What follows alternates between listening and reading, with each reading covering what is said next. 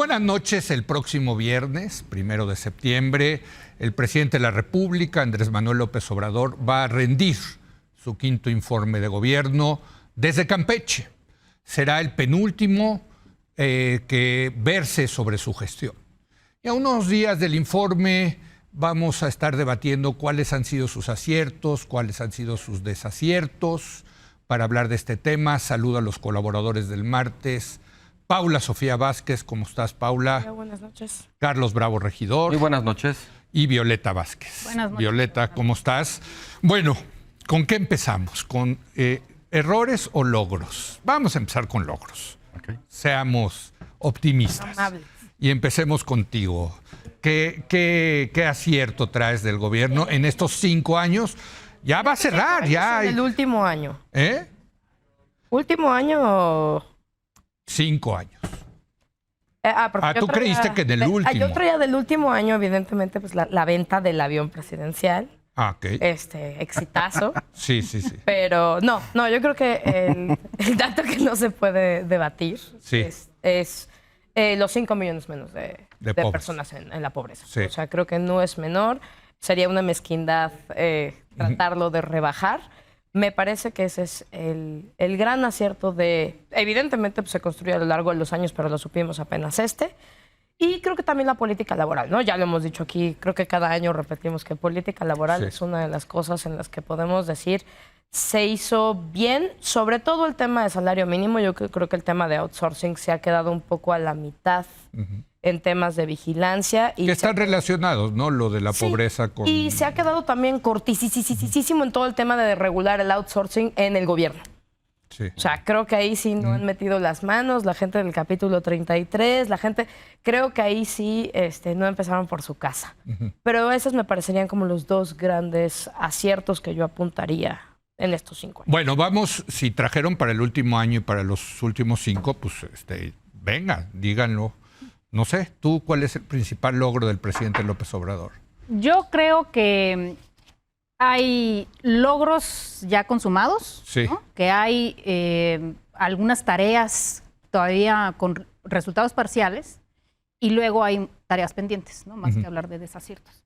Y entre los logros consumados, tanto del último año, porque acaban de salir los resultados, como de los 5 años, porque realmente es el resultado de las políticas de 5 años, coincido totalmente con Paula Sofía en que es la reducción de la pobreza, ¿no? El incremento del ingreso, especialmente en el decil más pobre, y que todo esto es resultado tanto de las políticas laborales, del salario mínimo para empezar, la del outsourcing, que ha permitido también el reparto de utilidades mucho más justo, pero también de los programas sociales, el hecho de haberlos universalizado y vuelto derechos consagrados en la Constitución, y también de los programas sociales más focalizados, como Sembrando Vida, etcétera, ¿no? Sí. Entonces creo que esas son las fuentes, y también el desarrollo regional que ha permitido también una reducción de la desigualdad entre regiones. O sea, esta región sur-sureste que estuvo abandonada durante 40 años, ahora tiene también un incremento en el ingreso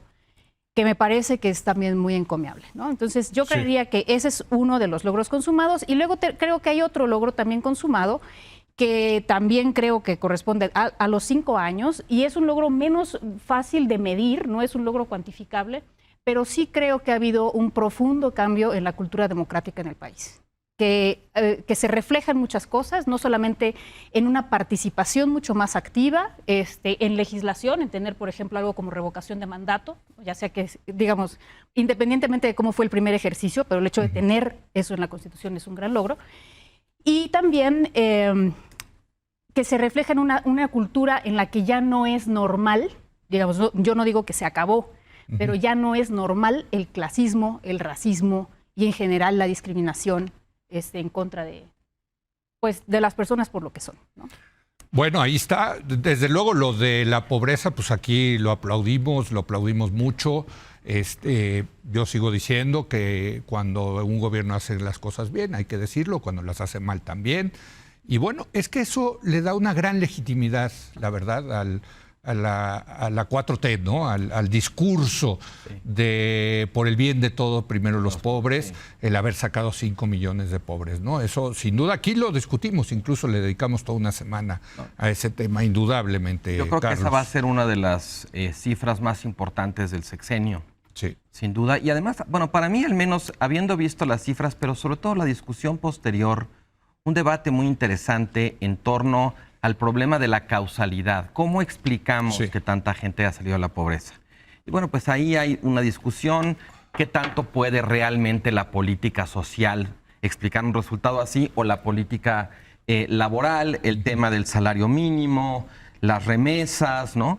Y más allá, digamos, de esa, que es una discusión ya francamente de especialistas, para mí sí pone, digamos, las cosas también en cierta perspectiva.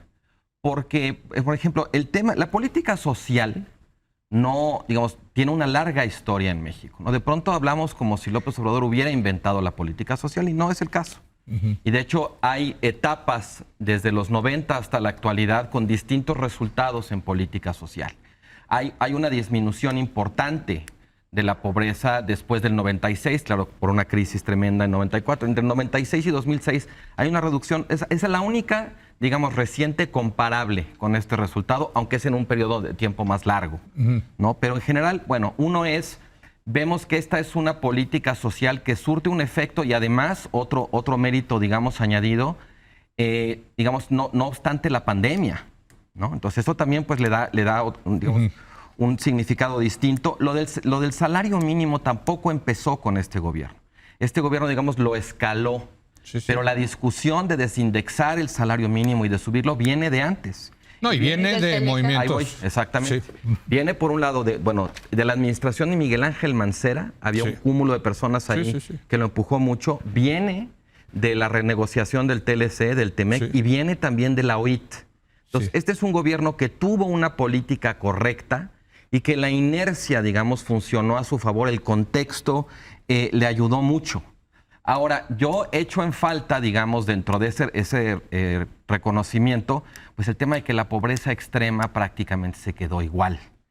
Y me pregunto, si no se hubiera dado, digamos, el carpetazo de tirar a la basura toda la política social previa, con los defectos que tuviera y tal, pero que era una política, digamos, que tenía una dimensión, una densidad técnica mayor y que realmente ya había hecho la labor dificilísima de ubicar a la población más pobre, de hacer llegar digamos, los apoyos sociales ahí. Este gobierno, lo muestran las cifras, sí ha gastado mucho dinero, ha tenido un efecto importante, pero el acceso a esa población lo perdió.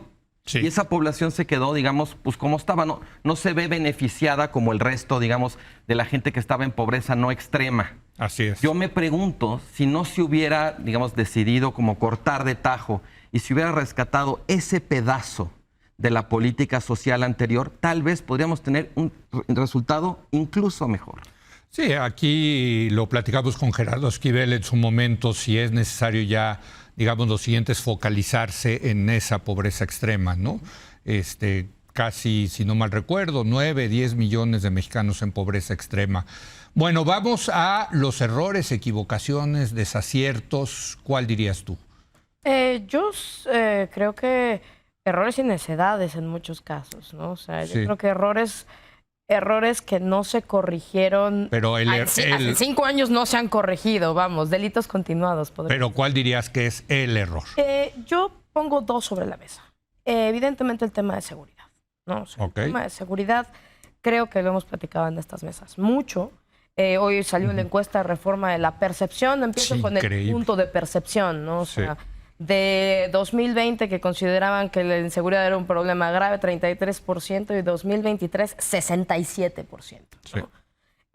Creo que la cifra de desaparecidos, de la que ya hemos estado hablando, la crisis de desaparecidos, en el que el 38% de los 110 y 100 y cacho millones de desaparecidos son de este sexenio.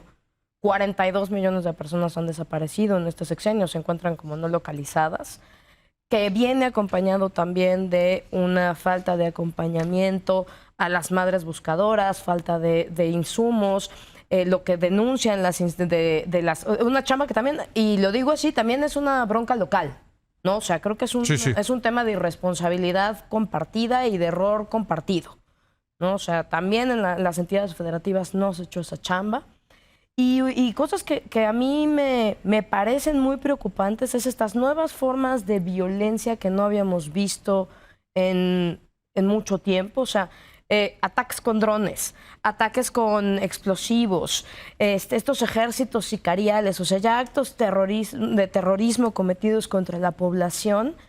Y una última cosa que lo que Jorge Ramírez de Plasencia denomina como gobernanza criminal, que es ya este paso del narcotráfico o del crimen organizado a delitos contra la salud, trata de personas, etcétera, a negocios legales, a vinculación con partidos políticos, gobiernos municipales, etcétera, o el caso que se está viendo en Guerrero, que se está viendo en Michoacán, que se está viendo ya en el Estado de México, que es este tema de ya control de bienes y servicios y administración y el aumento brutal en materia de derecho de piso.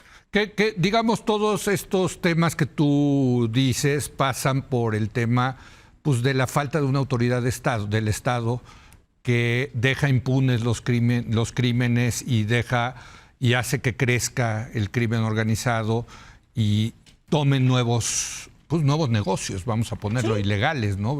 Pero bueno, principal error de esta administración, Violeta. Creo que hay tareas con resultados parciales, ¿no? Sí. Y que no calificaría completamente de error, es decir, no se trata de que no se ha hecho nada o de que lo que se ha hecho esté completamente mal, sino más bien que no se han obtenido los resultados deseados, ¿no? Quizás hasta este momento por lo menos. Sí ha habido una reducción de los homicidios dolosos en 5 años de 17%. Eso no se había visto en los sexenios anteriores, donde la incidencia delictiva solo tendió a la alza. Entonces, el hecho primero de llevarla a una meseta y luego de sí verificar un decrecimiento, me parece que es un buen resultado, a pesar de que no es un resultado suficiente. Y a pesar de que, claro, si comparas simplemente números brutos, pues va a resultar que hay muchos más homicidios en este sexenio que en el anterior, porque en el anterior toda la tendencia fue la alza. Entonces creo que no, o sea, por eso no diría yo que la política de seguridad es una mala política. Creo que todavía no vemos los resultados que quisiéramos. Pero ¿no ves ningún desacierto de esta administración? Sí, creo que justamente en los ámbitos, y Paula Sofía lo mencionó de pasada, pero me parece que ahí está el punto. En los ámbitos donde se necesita más coordinación con los gobiernos estatales, ahí es donde empezamos a ver muchísimas fallas. Y la verdad es que creo que la gran crisis de seguridad que tenemos en gran parte se debe a la deficiencia de las policías estatales, al hecho de que tenemos que confiar todo en una Guardia Nacional, porque las policías estatales, excepto la de la Ciudad de México, están completamente en el abandono. La apuesta fue la Guardia Nacional. Bueno, esa fue la política de seguridad, en realidad fue la Guardia Nacional. La política federal, pero las políticas estatales también tendrían que estar poniendo de lo suyo para también, digamos, los delitos no todos se tienen que atender desde el gobierno federal. Entonces creo que ahí más bien la articulación, la mancuerna con los gobiernos locales es lo que me parece que es donde se pueden encontrar las mayores fallas. Pero no lo que decía Paula, la apuesta de la Guardia Nacional, ¿dirías que funcionó o no funcionó o funcionó a medias? ¿Cómo la evaluarías? Bueno, digo, porque yo creo que va a ser uno de los temas, si no es que de los grandes temas de la próxima campaña, ¿no? Sí, bueno, a mí no me parece que ahorita tengamos fundamentos para decir que ya no funcionó la Guardia Nacional. Me parece que era la apuesta que había que hacer. No había una Policía Federal. La Policía Federal que teníamos estaba completamente corrompida hasta el tuétano. Sí. Imagínate que su jefe está preso en Estados Unidos. Entonces, pues obviamente se tenía que rehacer desde cero un cuerpo... Pero si la mayoría de los elementos pasaron de un lugar a otro. Sí, pero no es la misma estructura, no es el mismo mando y... Que al final no fue mando civil, por cierto. Esa era una promesa importante. A ver, error, desacierto de esta administración. Insistiré en el de seguridad, pero bueno, para no redundar, yo introduciría otro que me parece que es otro de los temas más importantes, que es el tema de la salud. Y yo creo que lo de salud es de veras un caso, es una catástrofe, como en 3 actos, y muy emblemático además, que dice mucho sobre el tipo de fiascos que cometió este gobierno. Había una política previa que había dado buenos resultados, que era el Seguro Popular. Traigo unos datos. En 2002, que fue poco después de que se creó, ya había 1 millón de afiliados. En 2008 ya había 27 millones. Para 2014 había 57 millones de personas afiliadas al Seguro Popular. No era perfecto, desde luego, no era la panacea, ninguna política lo es, pero claramente sí estaba abatiendo la carencia de acceso a los servicios de salud. Llega este gobierno, argumenta que hay corrupción, muy a la manera de este gobierno, de manera vaga, genérica, sin información concreta y sobre todo sin presentar ningún tipo de acusación o demanda en las instancias correspondientes respecto a la responsabilidad de esta supuesta corrupción y en un gesto típico de la 4T, donde pues, se aplica el machetazo de cortar la mano porque alguien tiene un dedo fracturado, ¿no? Pues mandan para atrás el Seguro Popular e inmediatamente se empieza a ver una caída, digamos, en muchos indicadores, ¿no? Y esto además acompañado de otros gestos también relacionados con las estancias infantiles, con la eliminación de los refugios para mujeres, la eliminación de las escuelas de tiempo completo, el tremendo problema que causó el nuevo sistema para la adquisición de medicinas, después el desabasto, en fin. Esto forma parte, digamos, de un fenómeno más amplio. En 2020 se decide echar al traste el Seguro Popular y adoptar un nuevo sistema que se llama el INSABI. Sí. 3 años después, la política insignia de salud de este gobierno, que es el INSABI, se hace una reforma legal impulsada por Morena para extinguir el INSABI. ¿Por qué? Bueno, porque fue un fracaso estrepitoso. Cayeron las consultas externas y de alta especialidad, las mastografías, los papanicolaos, en fin, un montón de cosas. Al mismo tiempo que aumentó en un 40% el gasto promedio de los mexicanos, de su propio bolsillo, en materia de salud.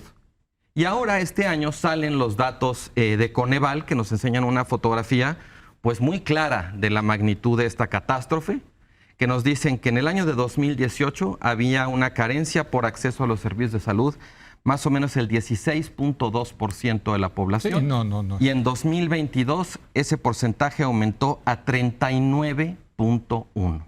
Bueno, yo voy a meter mi cuchara y voy a agregar un logro y un error. El logro, y ya se nos olvida, pero yo creo que es importantísimo, es que el presidente López Obrador decidió continuar con las negociaciones del Tratado de Libre Comercio México, Estados Unidos, Canadá. ¿Es inercial? No. Y digo, yo siempre he dicho que esa era la joya de la corona del neoliberalismo, ¿no? Era la apertura comercial, integración económica de América del Norte, y yo creo que ante la amenaza de Donald Trump, del proteccionismo de Donald Trump, empieza la negociación con Peña Nieto y la termina el presidente López Obrador. O sea, y se sigue este tratado. Yo creo que eso es lo que, económicamente creo que al país lo tiene en una situación, hay que decirla, buena desde el punto de vista económico. Y error, pues yo aquí lo he dicho mucho y lo seguiré diciendo, para mí el principal error del presidente López Obrador, y por lo que será recordado, es por la militarización de las actividades que le correspondían a los civiles, ¿no? No solamente la seguridad pública, sino esto de cantidad enorme de tareas que le dejaron al Ejército y a la Marina de hacer. Pero eso es meter yo mi cuchara, ¿no? Para que haya más opiniones. Pero quiero ahora darle una vuelta a lo que han escuchado y qué les parece, ¿no? O sea, de lo que han escuchado ustedes, de las otras personas, qué les parece, si están de acuerdo o están en desacuerdo. Paula. Yo creo que incluyendo lo que yo dije. Yo creo que contigo tendría un tema una cosa que ya hemos platicado, de militarización versus militarismo. Sí, claro, más bien es el militarismo. Tienes razón. Militarismo que además viene acompañado de disciplina vertical, opacidad, una brecha de género inmensa, todas estas denuncias que se están haciendo, o sea, y la CNDH de ahorita, no la CNDH de antes, la CNDH de ahorita, en 2022, 264 recomendaciones, la mayoría hacia los militares, ¿no? las ejecuciones extrajudiciales que estamos viendo, este artículo de este fantástico reportaje que acaba de sacar Animal Político. Sí, ese lo vamos a tener. Para matar, de detenciones, ejecuciones extrajudiciales, etcétera, muchas cometidas por militares. Entonces, yo ahí digo, sí, estoy completamente de acuerdo. En los temas de aciertos, pues a mí me parece muy bien que haya participación política. Lo que no me parece bien es la deriva autoritaria a partir de la cual se hace la participación política, porque yo sí creo que seguimos teniendo una democracia constitucional, por lo menos en el papel, y es una democracia constitucional que apuesta por el pluralismo, apuesta por el derecho de las minorías, apuesta por preservar instituciones democráticas que te ayudan a garantizar derechos, como pueden ser los órganos constitucionales autónomos. Entonces, sí, a mí me parece muy bien que discutamos la vida pública, que cada día más se discuta más. Me gustaría que se discutiera en unos términos de mayor veracidad y mayor protección a los derechos. Muy bien. Violeta, ¿qué comentas? Le quisiera contestar a Carlos. Llenaste como un cuadernito entero. No, quisiera contestar lo del acceso a la salud de Coneval. Hay un problema y yo creo que todos lo sabemos, ¿no? Que hay un problema con la manera como se mide, ¿no?, ese acceso a la salud. Y en realidad lo que se mide, según la pregunta, es si la gente sabe si tiene acceso a, y así viene la pregunta, Seguro Popular o INSABI. Y bueno, obviamente esa pregunta es anacrónica. Entonces, me parece que ese dato no es un dato muy confiable para saber si realmente hay acceso a la salud. O sea, es una pregunta que no refleja realmente lo que es autorreportado de la gente si cree que tiene acceso. A lo mejor sí tiene acceso, pero no sabe que tiene acceso. Exacto. Sí. Y por otro lado, o sea, sí coincido con Carlos. Yo pondría el sistema de salud en esas tareas inacabadas. Creo que hubo una transición fallida, lamentablemente, hacia el INSABI, y que se trató de recuperar, y ahora estamos viendo, y no lo vamos a ver pronto, pero los resultados de recular y de apostar por el IMSS Bienestar, ¿no? De apostar por una estructura que ya estaba, por un personal que ya estaba, y tratar de mejorar ese sistema. Entonces, por eso digo que es una tarea inacabada. No me parece, digamos, si es un error que se está tratando de resarcir. Y en ese sentido no me parece un total desacierto. Sobre la crisis de desaparecidos, quiero decir también que este es el primer gobierno en el que se intenta hacer por lo menos un registro de desaparecidos serio y un sistema de búsqueda, que no ha dado los resultados otra vez que hemos deseado. Eso es verdad, y ahorita justamente con la renuncia de Carla Quintana estamos viendo cómo está toda esta crisis interna en el sistema, pero creo que sí es loable que por lo menos se haya abocado a hacer un sistema con ayuda incluso del CONACYT.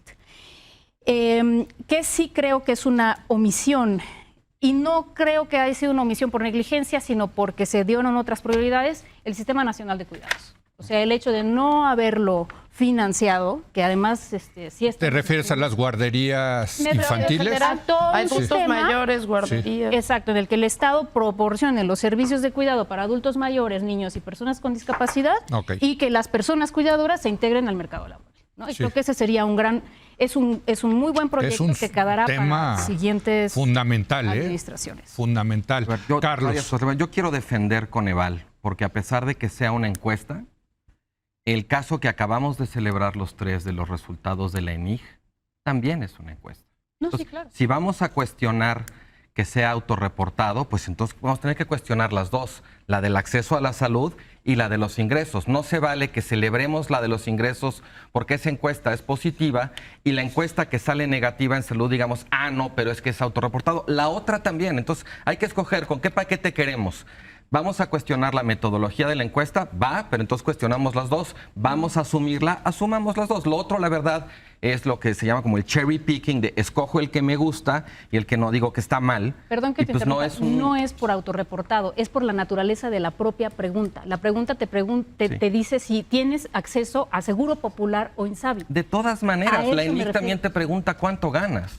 Y tú también puedes inflar, puedes bajar. O sea, el método de la encuesta de todas maneras te refleja algo en los dos casos que puedes decidir. Yo creo que es problemático y se vale, ¿eh? Podemos decir que la encuesta como metodología tiene problemas o no, pero lo de escoger una y otra, pues me parece ahí la verdad como medio tramposo. Ahora, Volviendo a tu punto, Leo, lo del Tratado de Libre Comercio.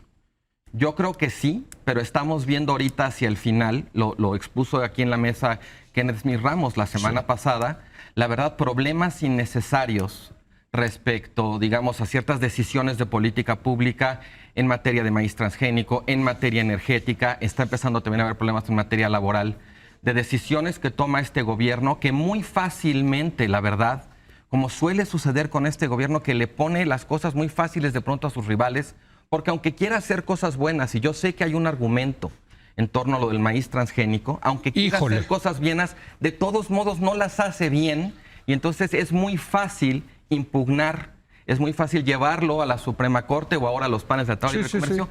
Y esto, lo decías tú mismo la semana pasada, puede costarle mucho dinero en una decisión, digamos, es un daño absolutamente autoinfligido, porque además ni siquiera le pueden echar la culpa a gobiernos anteriores de que ellos firmaron eso. Este gobierno firmó este TEMEC con Pero estas mira, reglas. yo lo que quisiera es un poco subrayar que el presidente habla y denuestra, ¿se dice? ¿Cómo se dice? Denuestra. Tenemos una lingüista. Y denuestra el neoliberalismo. Pero por lo menos tengo que decir que el presidente respetó 3 políticas del llamado proyecto neoliberal. La apertura comercial, incluyendo el tratado, el respeto a la autonomía del Banco de México, que ha sido, hay que reconocérselo, y un manejo responsable, razonablemente responsable, de las finanzas públicas. Y si comparamos lo que está pasando ahorita en Argentina con lo que está pasando en México, pero perdón, pero yo creo que el presidente López Obrador entendió bien que con la economía no se juega, ¿no? Y que eso sí puede tener un efecto político muy importante, y decidió mantener esas 3 Yo no políticas. creo que las finanzas públicas estén tan... La economía va bien, pero las finanzas públicas no. No, razonablemente bien. O sea, mídelo en términos de deuda como proporción del Producto Interno Bruto. No ha sido un gobierno gastalón. Al revés, luego lo andamos criticando por austero y por... Es continuidad. Ha sido gastalón en algunas cosas, pregunta en Pemex. Exacto. Bueno, el rescate de Pemex me parece una locura, pero bueno. Tiene su ojito ahí de No, yo sí le reconozco esas 3 cosas al presidente López Obrador y, pues claro, también tengo que decir, pues por mi corazoncito late hacia esas políticas y creo que... Son aplausos de neoliberal. Pues gracias por ponerlo de esa manera. Gracias, Paula, Carlos, Violeta. Muchas gracias. Los vemos la semana que entra ya con candidatos, ¿verdad? ¿O no? Todavía no va a haber de... No. De Morena. De Morena no, ya va a haber candidata. Eso seguro, del frente, ¿no? Bueno, gracias. Hacemos una breve pausa y precisamente voy a hablar de este tema terrible de los desaparecidos con Eduardo Guerrero y Santiago Aguirre. Regresamos.